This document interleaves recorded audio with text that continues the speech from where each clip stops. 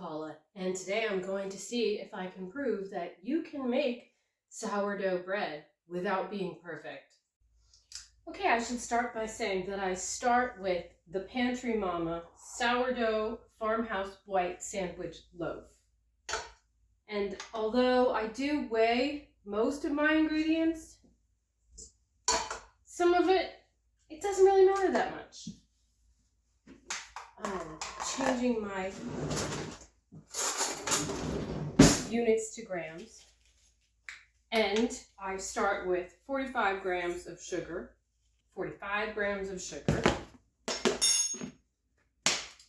and then I will add 270 grams of warm water-ish. This is water that I have used to make my morning tea. It has boiled and it has cooled. It is not yet room temperature. It's warmer than that, but I always use boiled and then cooled water when I make sourdough, just to make sure that there's no chlorine left in it. And if I run out, which I have run out, of boiled and cooled water, the next best thing is water from the refrigerator, because it's filtered already, not going perfectly. But let's see if it turns out. 272. That was a nice guess. And now I'm going to add 85 grams or approximately 100 milliliters of milk. I need these things to help melt or help to dissolve the sugar. And that's a little more easily done if it's a little bit warm. So I'm just going to give this a quick zap so that it's not cold from the refrigerator. But I'm not going to obsess about it. Good enough is good enough. So let's see, how did I do with my 85 grams? Oh, well, that's a lot more than 85 grams, but it's 107, which means that my dough will be a little wetter. But it's close enough. So the recipe also calls for 50 grams of butter. And over time I've discovered that's approximately a half a stick. And approximately we'll have to do, because I don't know about your butter, but my butter wrappers are almost never on there straight.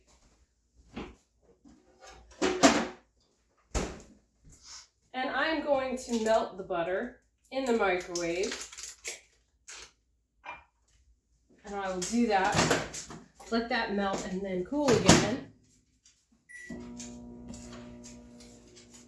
while I add the rest of the ingredients. Here is my starter. You will notice that it is not fed and bubbly. This poor thing came out of the refrigerator last night and has warmed up to room temperature. She smells florally and fermented. I need about 120 grams of this. But this is hungry. This is a hungry starter that hasn't been fed. Bloop.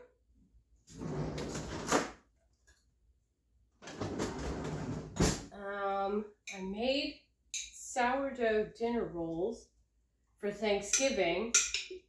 That called for 200 grams of starter, which is more than I usually have on hand, because I usually only need my 120 grams for my bread, and so I am barely going to have enough starter. And so we continue on with the theme of lack of perfection. What do I have here? I have about 110 grams of starter.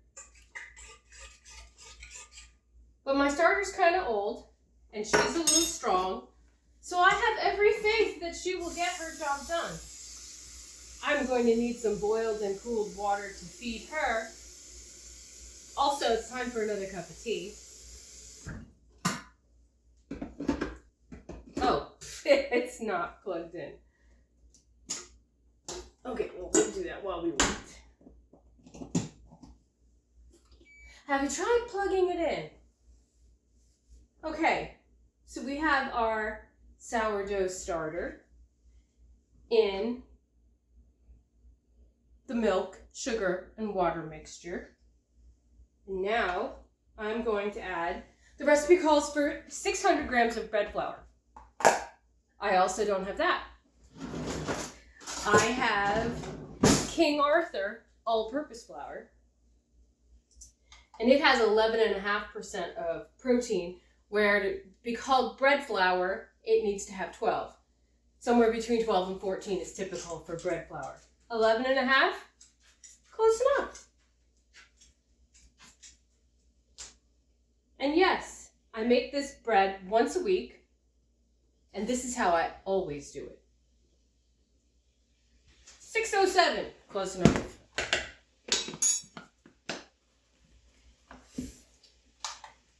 And 12 grams of salt.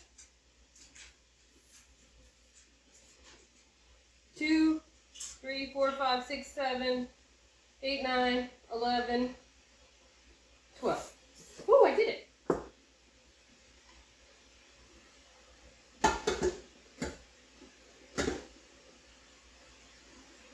Would that I could start mixing this right now, but I cannot because I have to wait for my water to finish boiling. Water's boiled. Let me start on my cup of tea. Red rose tea. That was my father's favorite. And I have seriously developed a taste for it. I used to be hardcore into PG tips, but it's kind of expensive here. And I didn't want to keep paying that price. And red rose is really very good and extremely inexpensive. I've switched to maple syrup as my sweetener.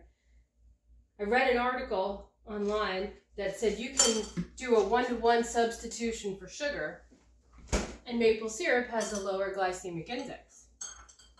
I definitely could use a lower glycemic index. I'm going to pour out some of the water that I'm going to need to feed my starter so that it can cool off. And now I can plug in my mixer. Have I mentioned how much this kitchen needs to be redone? It's pretty old. No, it's very old and very ugly and is really lacking in functionality in so many ways. Okay. Stir. This is not how the recipe says to do it. It says to have your butter be melted to room temperature and to work it into small pieces. But I often fail to plan that far ahead.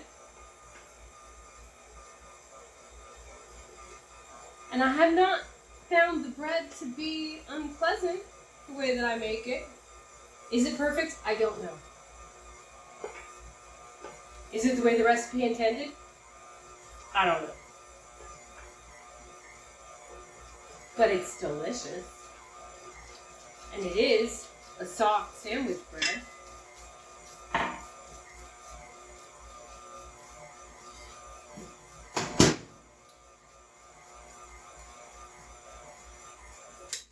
At this point, the recipe says, once you've incorporated all the liquids, to let the dough rest for 30 minutes.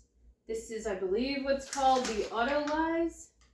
Oh, I'm sorry. Yeah, rest for an hour. I guess I thought it was 30 minutes because I could never wait an hour. I only ever waited 30 minutes. I usually make this dough at night before I go to bed so that it has overnight to rise. I'm not doing that today. So I don't think, because I'm ready for bed when I make the dough, I usually remember right as I'm about ready to go to bed. I am not going, I'm not going to do the hour-long autolyse. And I'm going to move forward in faith that it will all be fine.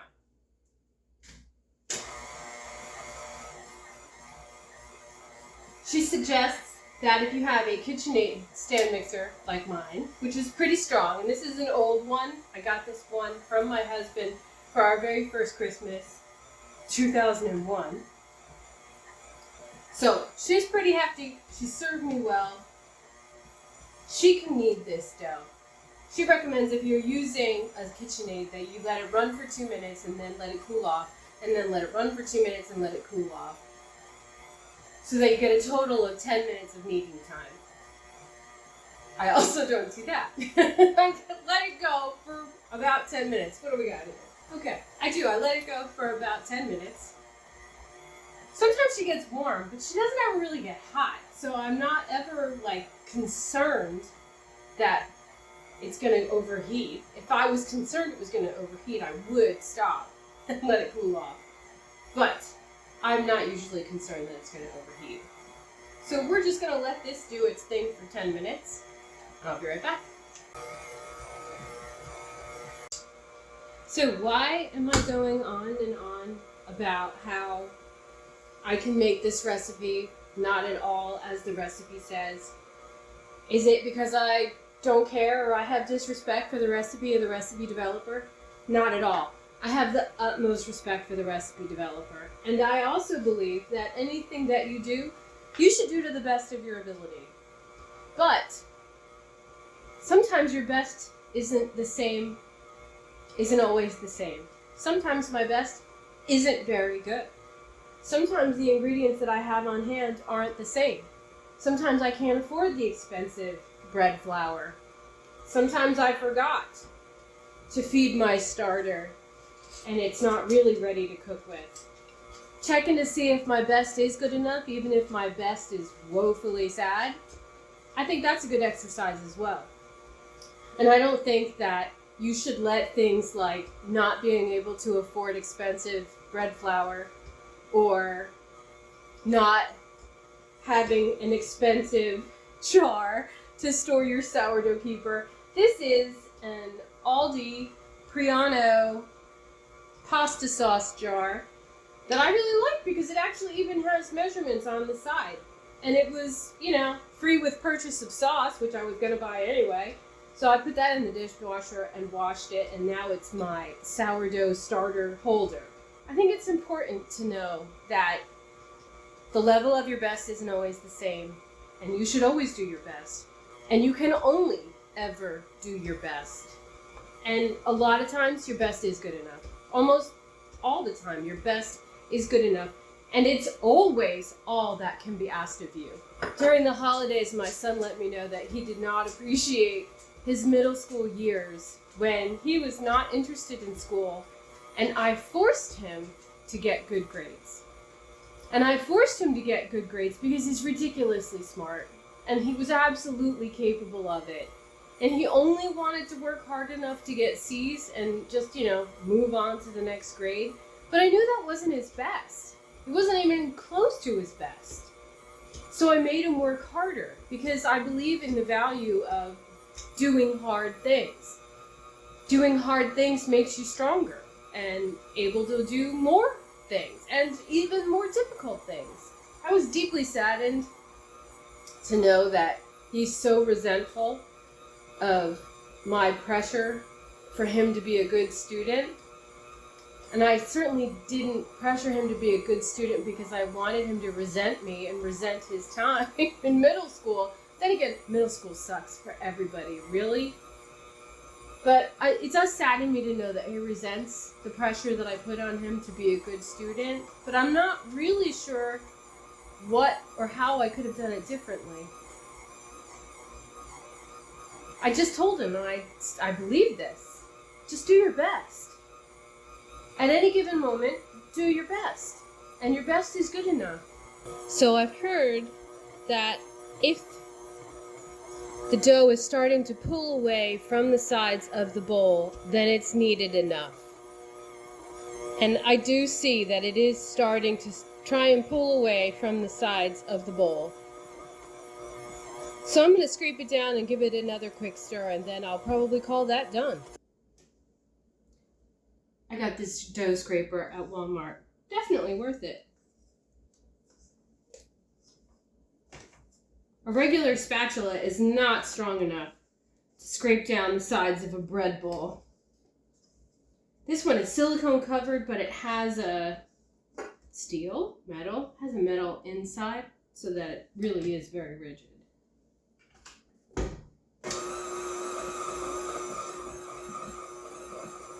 Yeah, that's pulling away from the sides of the bowl.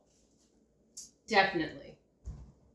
Now that I've scraped the sides of the bowl clean, it barely wants to hold on.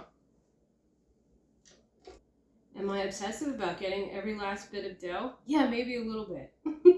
But I don't think that's a product of perfectionism. I think that's a product of being cheap, and I don't want to waste any.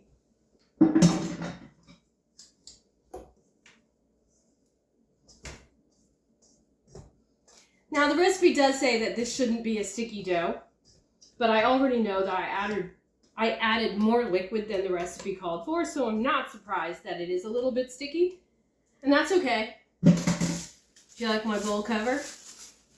It's a hair cover for when you take a shower or when you color your hair, which is when I got them off Amazon in bulk.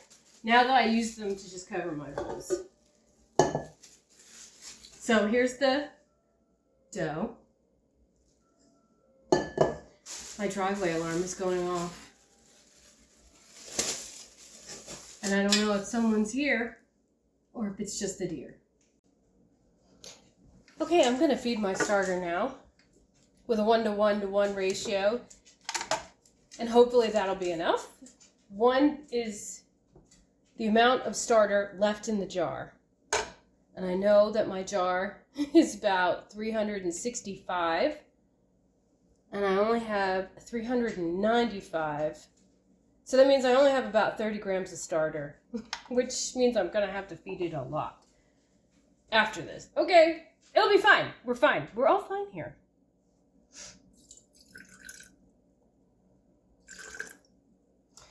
Oops.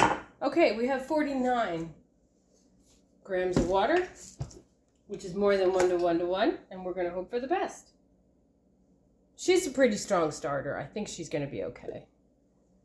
I didn't zero it out, but now I'm going for 98 to 100 as my total weight, so that I've had equal proportions of water and flour. And again, this is my King Arthur bread flour. No, King Arthur all-purpose flour. And it's at 101 grams. And that'll be good enough. So the nice thing about feeding your starter when you make your bread is you can get an idea of the strength of your fermentation by how your starter is doing. However long it takes your starter to get active and bubbly, you can be pretty sure that your bread is also starting to rise and get active and bubbly. So for my starter, when it reaches double, I'll put it in the refrigerator and I'll keep it there until the next time I'm ready to bake. And for my bread, I want it to be slightly less than double. That will be enough of a proof, and then I'll be able to put it in the bread pan for its rise. So this is where we are. And I'm going to look for slightly less than double, and then I'll move it to the bread pan. And hopefully that happens this evening. It's about 10 o'clock in the morning, so it says it takes 12 hours to ferment, and it's pretty cold around here, so I bet it will. But hopefully I'll be able to at least get it in the bread pan tonight.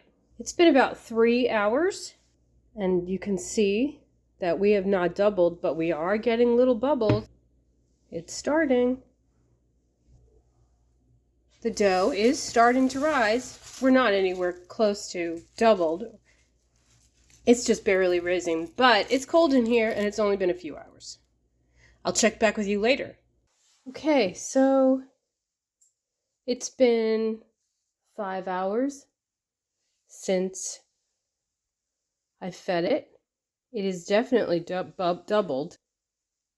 You can see it's very bubbly. I'm pretty sure it will get even higher than that. Oops. But I might just put it in the refrigerator now until the next time I need to use it. And my bread is looking very puffy. And it is just under double. I might give it a little bit longer, maybe another hour, and then put it in the bread pan. And I should be able to bake this off tonight. It's 8 o'clock at night, and I got distracted by life. This is well past doubled and ready to go in the refrigerator. And the bread is also well past double. So I'm going to put it in a bread pan and put it in the refrigerator for tomorrow, and I will bake it tomorrow because I'm tired. Okay, it's voiceover Paula here because Paula that night was too tired to narrate what she was doing. I just used the Aldi generic baking spray around my pan to keep it from sticking. And I flour my granite countertop to keep the dough from sticking to the countertop. And I used that same scraper to ease the dough out of the bowl and onto the counter. I try not to deflate it too much, but then I slap it around and it gets all deflated anyway. So I don't know why I bother being so careful.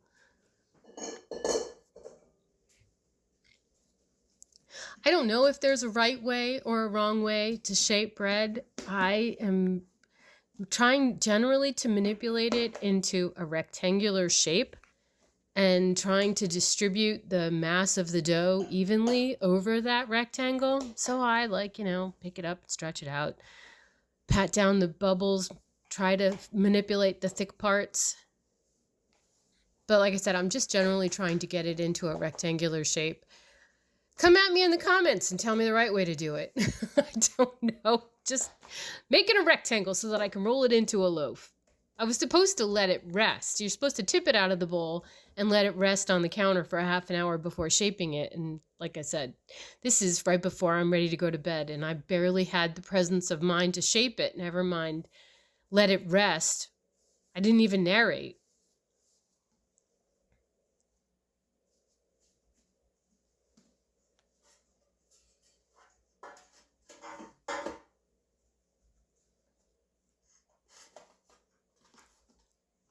And since I am future Paula narrating previous Paula, I can even see in the pan how the mass of the dough is not evenly distributed across the width of the pan. And you'll see when it's baked off the truth of that. But you know what? It's fine. It's all fine. So things didn't go as planned last night. We even forgot to run the dishwasher. So I put the bread in the refrigerator to slow down it's fermentation. Oh my gosh, we have huge bubbles. Really not going well, is it?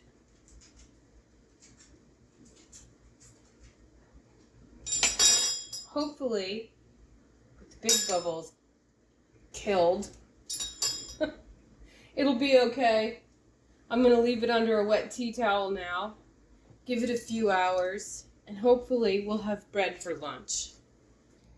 So if I want to have bread for lunch, it needs to go in the oven now. My rise, it's okay. It's mediocre. I would like it to be above or at least even with the top.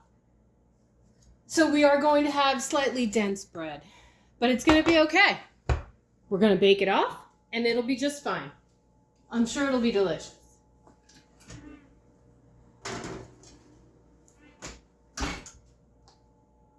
350 degrees for 37 minutes is what I have found works best with my recipe and my oven. So baking bread is not a modern skill. And even though sourdough is super popular and hip right now, and everybody has a vlog or a blog or books about how to make the best sourdough, we need to remember that people have been making sourdough for hundreds of years. And they didn't have digital scales 100 years ago.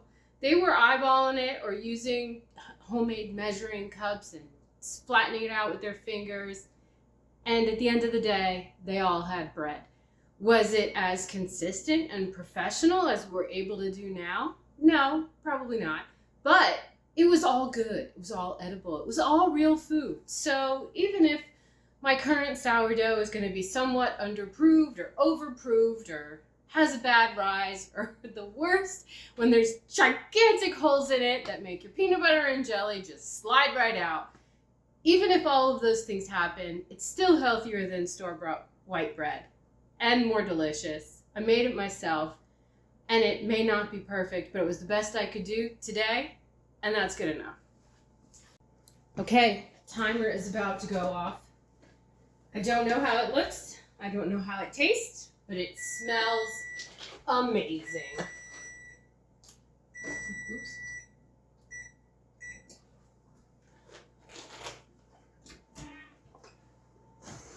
Oh, we have some pimples, but that's okay.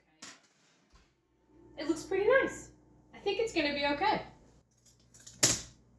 I think that's the best side. That's the pretty side. It's done. The instructions are to wait 90 minutes before cutting, which in an ideal world we would, because it does make it go stale faster and let all the steam out if you cut it too soon. But my husband will be home for lunch pretty soon, and we are going to cut into that loaf as soon as that happens.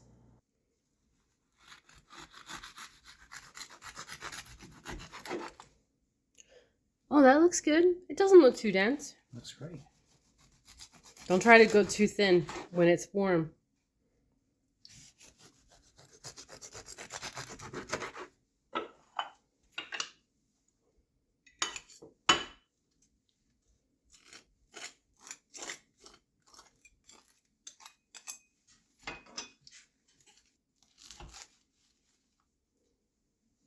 All right, let's see. Delicious. Good? Mm-hmm. Delicious. Hey, editing Paula here, realizing that I never filmed an outro. So, I hope that you enjoyed this real-time version of making sourdough bread. But I just wanted to reiterate that even though things went wrong and the timing wasn't right and the ingredients weren't exactly as per the recipe, everything was close enough and good enough. And I have friends who have spoken to me about trying to make sourdough, and they were so focused on the tiniest details and obsessed about getting everything exactly right and wondering how to make the perfect bread. And the point is, you don't need to have the perfect bread. It only needs to be good enough. And good enough homemade bread is so much better than store-bought bread, even the good stuff. That's what I think anyway. So thank you so much for spending time with me today. I hope that you found this video inspiring at least a little bit to be brave enough to go ahead and try it, even if it's not perfect, or, just forgive yourself if your bread didn't come out as you'd hoped. And come back and spend more time with me again next week as I continue to do things imperfectly, but to the best of my ability.